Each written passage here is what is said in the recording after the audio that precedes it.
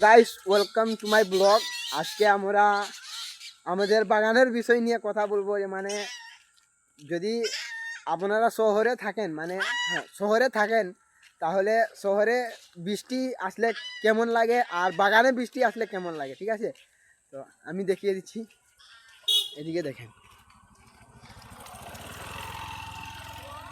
তো আমি দেখাচ্ছি যে কালকের ব্লগটা এখনও আমি আপলোড করতে পারি নাই, কারণ আমাদের দিকে কারেন্ট নাই। আর একটু মেন সমস্যা হচ্ছে যে নেট নাই, মোবাইলে একটুকু নেট নাই।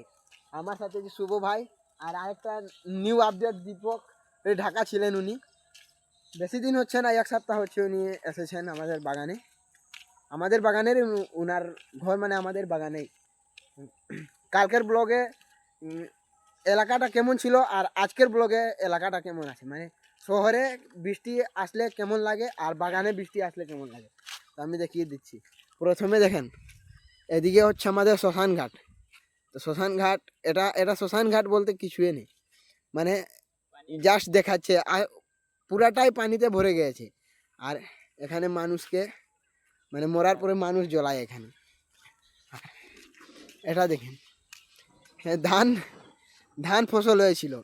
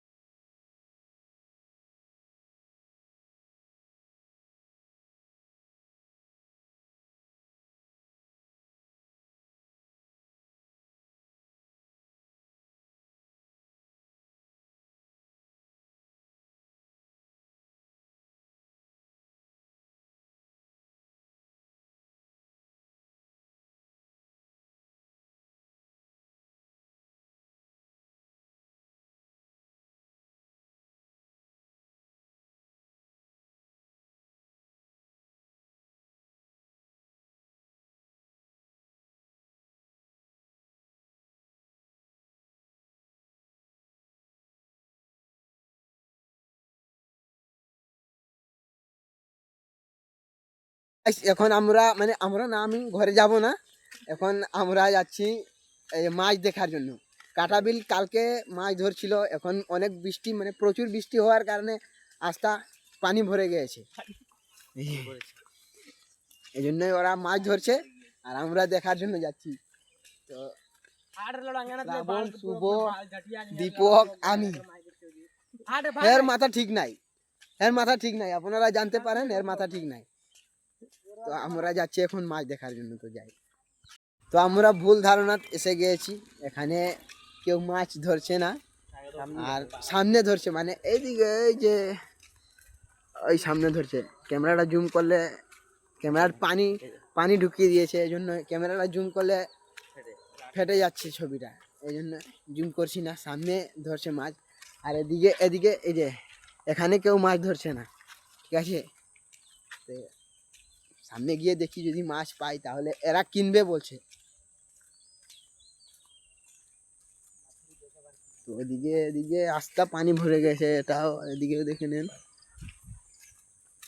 আর এদিকেও ধান চাষ হয়েছিল, কিন্তু এখন ধান নেই, শুধু পানি আর পানি, মানে ধানের নামে সব বিনাশ বরবাদ। তো গাছ সামনে গিয়ে দেখি, এরপরে কি হয়, মাছ কিনবো কি কিনবো না এটা পরে দেখবো, ঠিক আছে? আগে মাছটা দেখে নেই। তো আমরা এসে গেছি যেখানে মাছ ধরছিল সেখানে, আর দেখে নেই কতটা মাছ আছে। সাংবাদিক, এই যে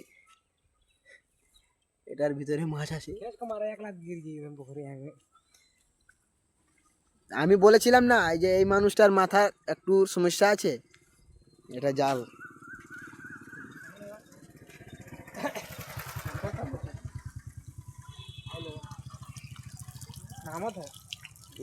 তো গাইস বেশি বড় বড় মাছ নেই, ছোট ছোট মাছ আছে, কারণ এখন নতুন বৃষ্টি হয়েছে এই জন্যই ছোট ছোট মাছ। তোর মতো আমার মাথায় সমস্যা নাই রে।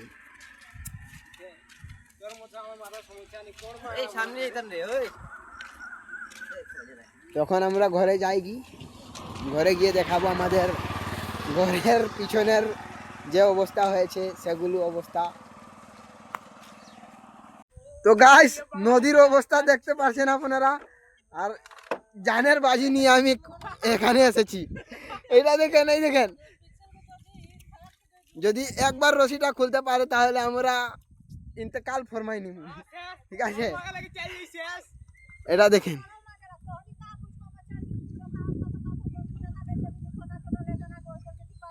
ছোট ছোট লেখা নিয়ে না, ছোট ছোট মানুষ এখানে নাই, আমরা জানের বাজি লাগিয়ে দিয়েছি। তো গাইস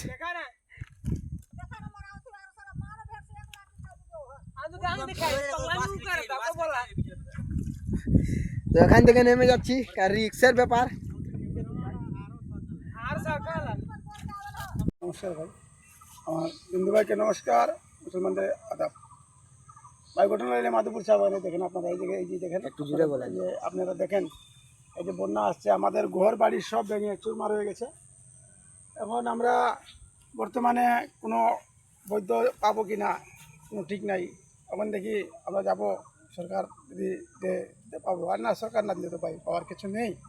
তাও তো বললো আমার বাড়ি নাই, অনেকের বাড়ি ভেঙে গেছে, ঘর বাড়ি ভেঙে গেছে, এরপরে ঘর চাপা হয়ে গেছে। এখন মানুষ খুব আতঙ্কর মাঝে আছে, কথাটা বুঝছেন আপনারা ভাই?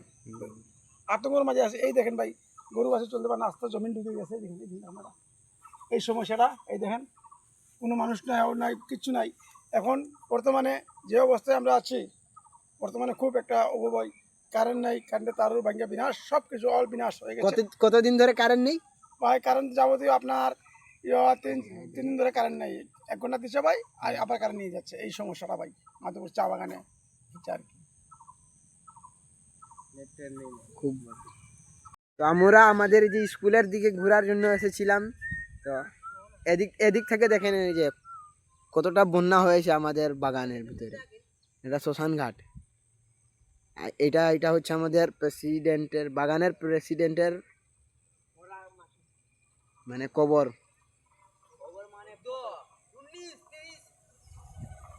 তো গাইস এই দেখেন আমার বড় ভাই মোটরসাইকেল নিয়ে যাচ্ছেন। ওই ওই ওই কাটাবিল। তো গাইস এখন ব্লগটা এখানেই শেষ করি। ব্লগটা কোন দিন আপলোড হবে এটা এখনও আমি জানি না, তারপরেও ইউটিউবে থাকলে সাবস্ক্রাইব করে নেবেন, ফেসবুকে থাকলে ফলো করে নেবেন। ধন্যবাদ গাইস। যেদিন কারেন্ট আসবে, যেদিন মোবাইলে নেট থাকবে, সেই দিনে ব্লগটা আপলোড হবে, আর আপনারা ব্লগটা দেখবেন আমাদের বাগানের বিষয়ে।